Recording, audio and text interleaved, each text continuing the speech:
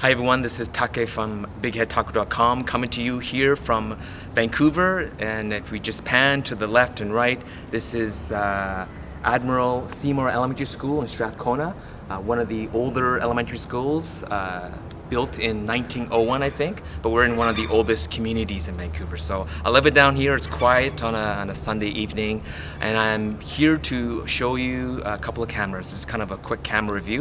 And what cameras do I have on me? I have, ta-da! I have the Fujifilm X-T1, and it's, can we call it its little brother? Technically it's its older brother because it came out first, but it is the X-E2. And there's been a lot of debate over which is the better camera, or even which camera is better for me. So I asked Fujifilm to send me and provide me with both these cameras at the same time, so I could just do a kind of a quick review. And this is more of maybe an ergonomic and functional review and not a performance review, because all that is already on my website at BigHeadTaco.com. So one of the first things you'll notice, I wish they sent me the same, the top, not the chrome top, but in terms of size. Now, in the video, it might seem like they're the exact same size, but when it's actually in your hand, definitely the X-E2 is lighter and is definitely smaller. The X-T1 definitely is not a huge camera, but when you have it with you, like right now, this is the 35 f1.4 lens on the X-T1, and I have the standard 18 to 55 zoom lens on the X-E2, and weight-wise they feel almost the same. So it shows you, like, this is a much lighter lens, so it shows you that this is definitely a heavier camera. Now, one of the biggest advantages of the X-T1 that everyone talked about is the weatherproofing. And that's one of the things where, for me, I've said I don't see a big advantage for me because I don't see myself shooting in the pouring rain. This is not waterproof, meaning you can dump it or dunk it right in water. You can't do that, but in pouring rain, dusty, snowy, raining, a gust storm, stuff like that, this camera with a weather sealed lens is perfect. But on a day-to-day basis, I don't see the advantage of shooting with this, but it is a great camera. So let's just say we minus the weather sealing, we minus the weatherproofing on this camera.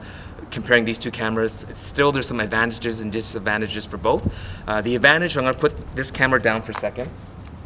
The advantage of the X-E2 is its size and its compactness, smooth lines. The X-T1 has a little hump on the top, so in and out of a camera bag, I get a lot of street photographers asking me which is a better camera. Now, both the X-E2 and the X-T1, in terms of the image quality, if you have the exact same lens, we'll take the exact same image. It's the same sensor, the same processor, running the same OS, running the same software, so image quality, they're equal. So it's not a matter of that.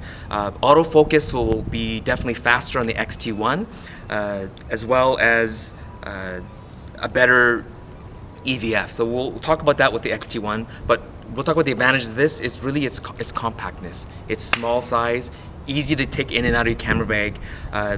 Very good EVF. There was a recent firmware update on it, so in terms of the speed of the EVF, so I'm looking right now at my camera girl, and it's and as you move left to right, it's very quick. Now it's bright in here, but I've tested even in dark light, and the EVF is equal to the X-T1 in terms of its refresh rate and its ability to gain up reasonably well in dark. So that's the advantage of the X-E2. Now let's switch over to the X-T1. I do really like this camera. It's nice. One of the disadvantages of the X-E2 is only if you are left eye dominant, which I am. So when you shoot with your left, one of the nice things about being right eye dominant on a rangefinder style, so it's on the top left corner, is that if you shoot like this, your left eye is open to sort of see stuff coming in peripherally. Now, I'm left eye dominant, so what happens is my right eye is useless, and it's really my nose pushes up against the rear LCD screen.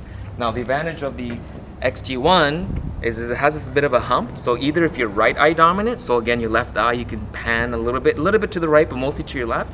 But if you're left eye dominant like me, now you're looking this way, now my right eye is now a little bit, my hand's in the way, but you could see everything coming in from your right side.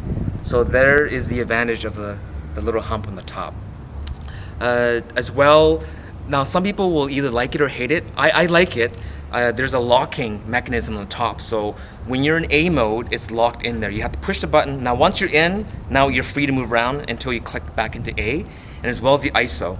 you have to, if you're in A, it stays locked in there until you press the button. Now you're free. Oh, actually you're not. There you go. It's always locking, which is actually really smart. So if you don't like pressing the top button, well, you just have to get used to it. Now, so these two are locked.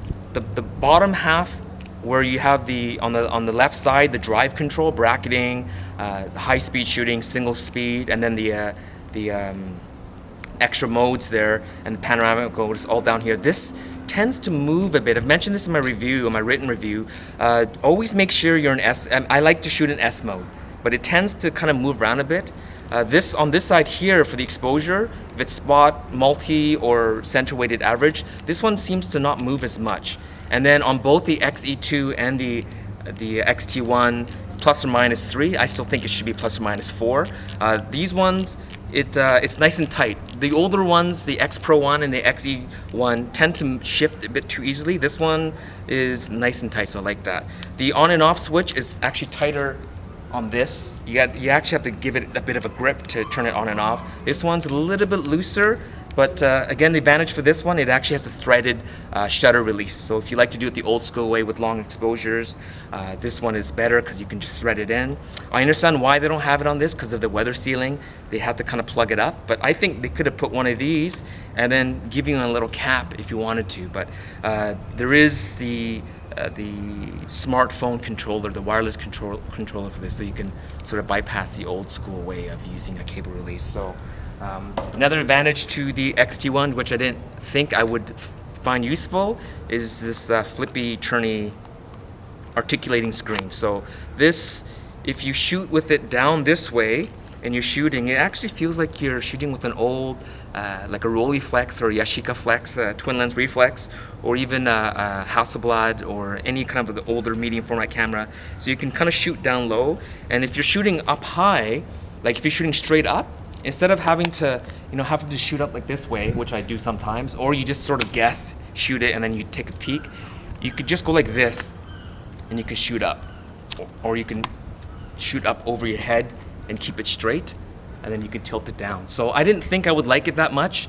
I wasn't much of a video guy, and I know a lot of them kind of flipped out and turned. I didn't think it'd be that useful for street photography, but for architectural and even for shooting video, I think this is definitely a plus. But it does make the camera a little bit thicker, not much thicker, but just a little bit thicker. So that's another positive of this camera. The EVF view, I'm going to show you the EVF view on this camera.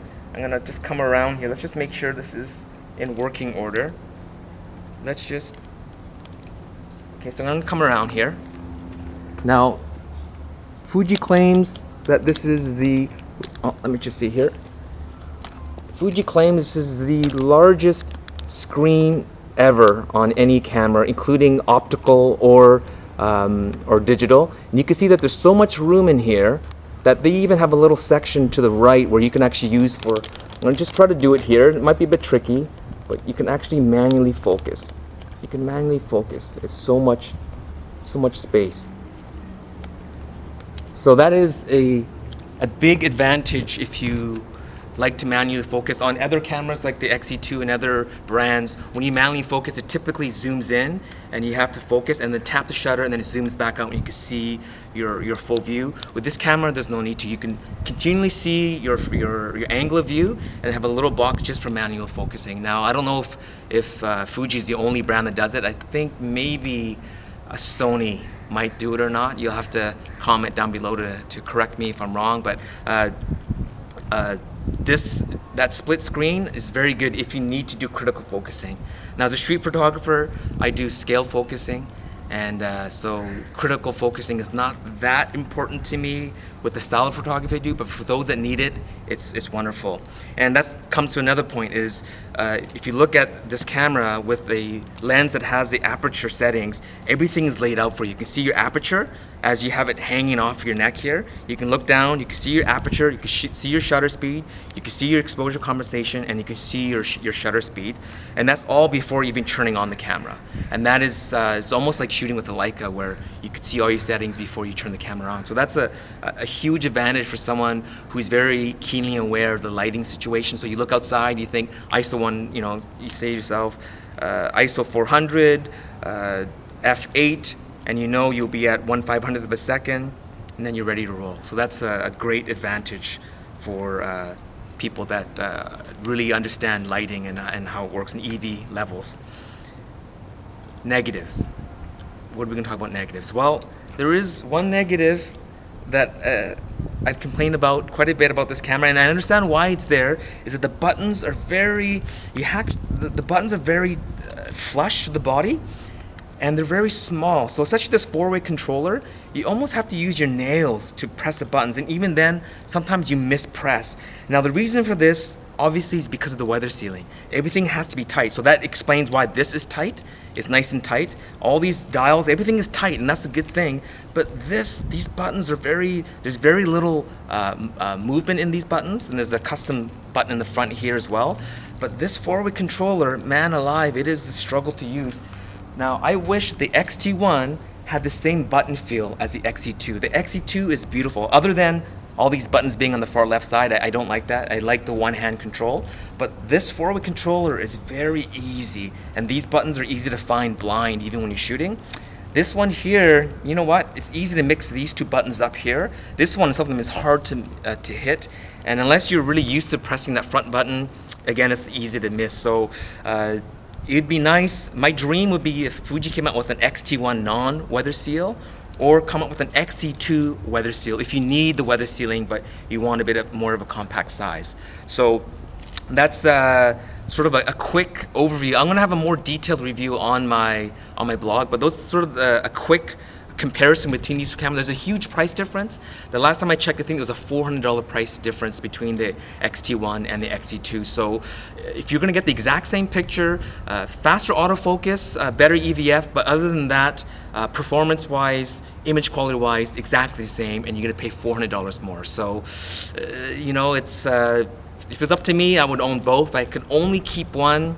For street photography, I think for $400 savings, that's almost another lens. I would choose the X-E2, but that's just me. If you need the AF, you need the EVF, you need all the extra bells and whistles, then this is the camera to go for. But I'm saving the best for last. This is what I've been wanting to do ever since this came out. I tested this camera months ago before there was a weather seal lens. And so I kind of played with it in the snow and in the rain, but the lenses were never weather sealed, so I was very careful with it. But Fuji has graciously loaned me a